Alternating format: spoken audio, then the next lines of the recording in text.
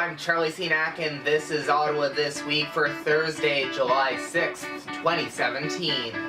Prince Charles and his wife, Camilla Parker Bowles, was in Ottawa to celebrate Canada's 150th birthday. We were following the royal tour with more on that. Also coming up today on the program, we are at the Humane Society where over 10,000 animals are cared for annually. We tell you why they are so important. And we check in with Layla Attar, who has been traveling across Canada spreading awareness on mental health and addictions. She's been in Montreal and now in Halifax. With it being Canada's 150th birthday, there was no shortage of events to do around the capital this Canada Day. Celebrations started with Prince Charles and Camilla at the Canadian Museum of History, where they opened the new Canada History Hall. I was touring with the Royals with more on that. To celebrate Canada's 150th birthday, events took place all over the city, including at Parliament Hill and Major Hills Park. However, new this year, the festivities were also extended to the Canadian Museum of History on the Quebec side. In order to get into the Museum of History, anyone who wanted to get in had to wait in line for over an hour and go through major security. All bags and personal belongings had to be checked, and there were strict guidelines of what was and was not allowed in. The security presence also extended outside. And of course, with the significance of this event, there was a very strong security presence in the downtown core and Gatineau areas. Dump trucks were also used in Gatineau as barricades in order to prevent any possible terrorist attacks. Police also lined the streets, and search dogs were also on hand. Going through security, the museum was opened free to the public, and music performances took over the Grand Hall, representing Canada's diverse culture, with acts from all nations. Bands were also a big part of the performance, and a large Canadian flag was thrown into the crowd while singing "O Canada." The morning also featured dance performances from Dancing Teapots and, yes, Canadian Geese. Finally, the Duke and Duchess of Cornwall arrived. Their first stop was to get a tour of the new Canadian History Hall, the only one in Canada that outlines the thousands of years of history from the Aboriginal people first arriving here in Canada to where we are now. The exhibit is now opened to the public.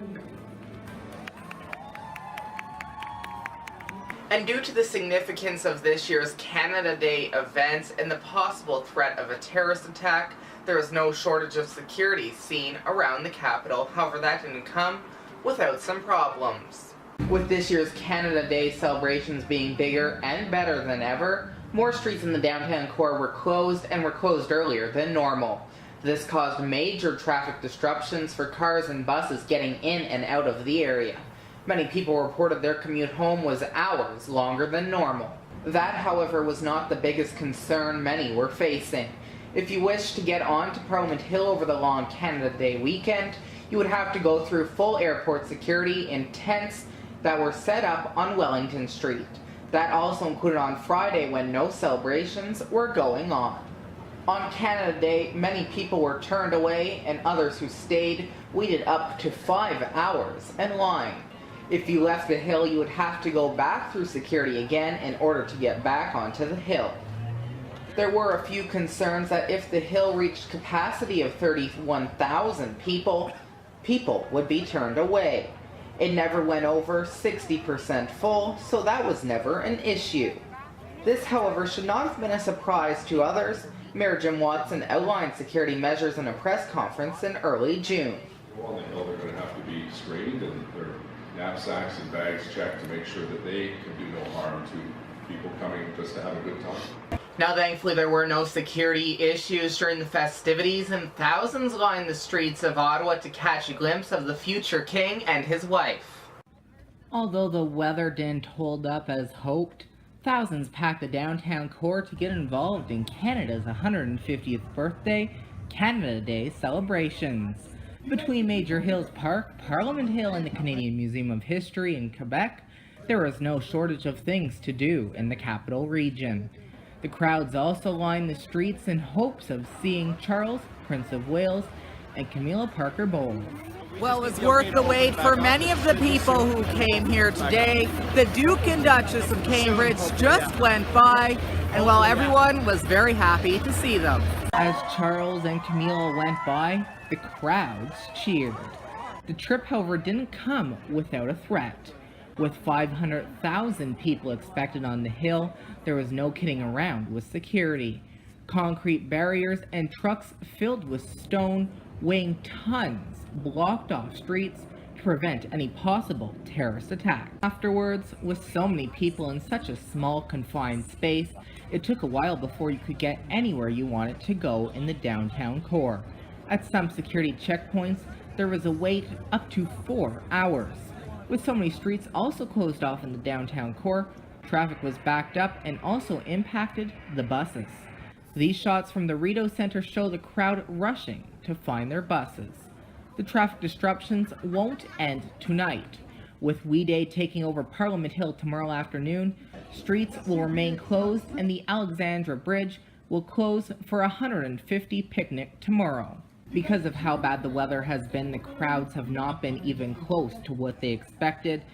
So far, out of the 500,000 they were expecting, only about 25,000 people have attended events, and Parliament Hill is about 60% full right now. If it does reach 100%, people will be turned away. Also, with the severe weather and a thunderstorm warning in effect, there is concerns that the fireworks may not happen. Well, because of the long security lines, many people, including myself, never actually made it onto Parliament Hill. Instead, thousands packed Major Hills Park to enjoy and watch some of the festivities from there. With Parliament Hill hard to access because of long security lines, sometimes lasting up to 5 hours long, many chose to go to Major Hills Park to celebrate and watch Canada Day festivities. The events, however, didn't come without a muddy situation. Because of all the rain Ottawa has seen over the past couple of days, the ground was turning into a swamp. That, however, did not stop many people from enjoying the festivities. At the stages, music performances and activities for the children were underway, including a magic show for the kids. Another bonus Major Hills Park had compared to Parliament Hill was they had places to buy food, water stations, and had more public bathrooms. Throughout the day, a number of different activities took over the park, including a train for the kids to ride and dancing for the adults. Also, just like at Parliament Hill, a teepee was set up, but this time to share the history of the Aboriginal culture. Well, the party's not just going on at Parliament Hill this year, yet also here at Major Hills Park, and well, there are going to be performances going on throughout the day. Sadly, some of the nighttime performances had to be cancelled due to the weather. Most of the day performances were, however, still able to go on. Overall, Major Hills Park was a successful and popular stop with thousands of people visiting throughout the day, thanks to the long security lines they did not want to have to go through in order to get on Parliament Hill. Well, now in other news, the Ottawa Humane Society cares for over 10,000 animals a year, and many of those animals you can adopt. I went to the Humane Society to see some of the animals that are looking for a loving home. The Ottawa Humane Society is a non-for-profit organization that cares for more than 10,000 sick, injured, and homeless animals until they can find them a new, loving home. I met with Natalie Pana, the communications manager at the Humane Society, to tell me a bit more about their services. We have people bring in stray animals, animals that have been injured. We also get wild animals too. We have a fully accredited veterinary clinic here for these animals. We do spay and neuter surgeries there. We might do amputations of injured limbs, those types of things. One of the Humane Society's biggest missions is to make sure that the animals they care for are happy and healthy while they're staying at the Humane Society. The cats get frequent visitors from the public, and the dogs get a minimum of 3 walks a day. You can visit our cats. People visit the cats all the time. They are in big community rooms, so they're getting all kinds of entertainment all day long, meeting with people who pet them and cuddle with them. If you're a dog, you're going out for minimum of 3 walks a day with our dog walking volunteers. And in addition to all of this kind of care, you also have enrichment. So you might have somebody coming to play with you when you're in the room or in the cage, just to make sure that all the animals receive the type of stimulation they need to stay healthy and happy and ready for a forever home. If you're looking to find an animal at the Humane Society, the process is really quite simple. You meet with an adoption counselor who will help you find an animal who is the right match for you and your family. They would speak to an adoption counselor to find a match that works for them. So it would be a match that's good for them, but also for the animal. One thing that surprises many is the Humane Society is not just for big animals like cats and dogs, yet for small animals too, like Charlie the rabbit. Charlie the rabbit is playful, however also has a special diet.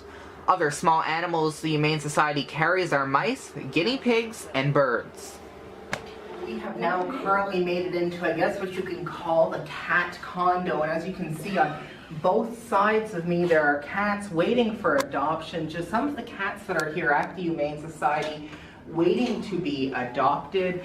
And well, the animals luckily do not stay here for long, so we have learned. However, that doesn't mean that you shouldn't come out and give them a new home.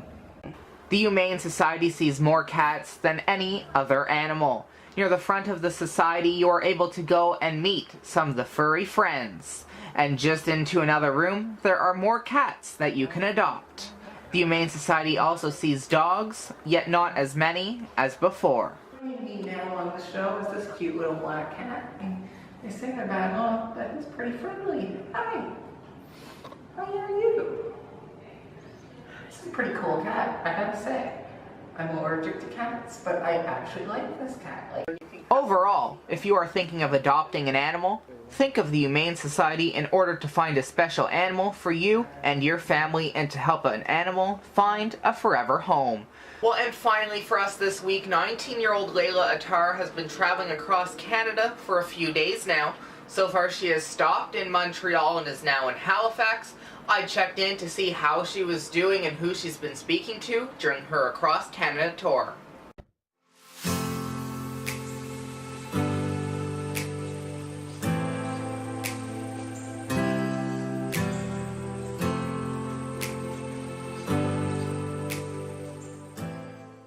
"19-year-old Layla Attar has been traveling across Canada, exploring the country and talking to people about what they do and do not like about Canada.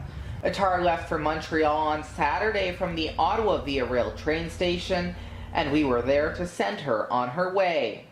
Once Attar arrived in Montreal, she explored around the city and its culture, yet had a hard time speaking to people because of the language barrier. I'm here at the Old Port, and I think it seems like Cirque du Soleil is also here. There is a crazy amount of diversity happening right now. This is a little bit embarrassing, but Montreal is an island. I did not do well in Canadian geography or anything like that. Attar explored Montreal over the next 2 days and was surprised when she saw a rat in the downtown streets. Then Attar left for a 24-hour train ride to Halifax. Once in Halifax, Attar explored the boardwalk in the downtown core and also talked to a few people.